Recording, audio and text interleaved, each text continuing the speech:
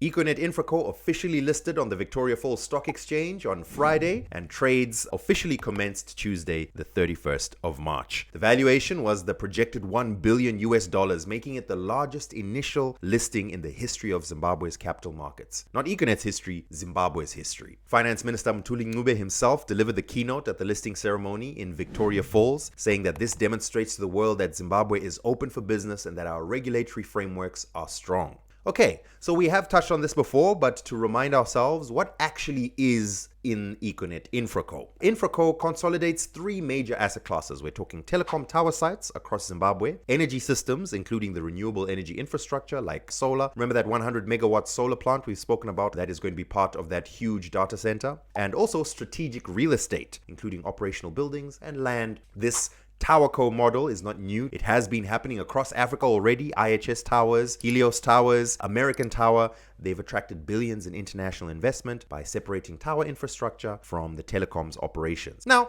for the hundreds of thousands of ordinary Zimbabweans who held Econet shares, probably many of you who are listening are in that camp, the 31st of March 2026 is the last day for Econet to be on the Zimbabwe Stock Exchange. After 28 years, it's gone. The ZSE has lost its crown jewel, the stock that represented over a quarter of the market cap for the entire ZSE. But Econet didn't go quietly. In its final week on the ZSE, the share price surged. The company added an extra $55 million in its market cap in that final stretch. Since the delisting announcement back in December, the total value has increased by nearly $500 million.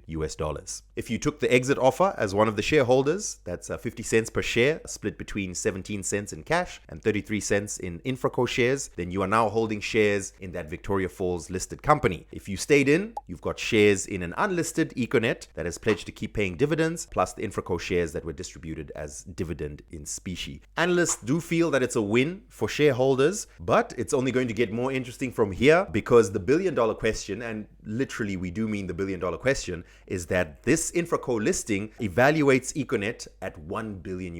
That's its own evaluation. The question now is, does the market agree? The market is going to have its own say. Will buyers show up at that price? Will there be enough liquidity on the VFEX to support a listing of this size?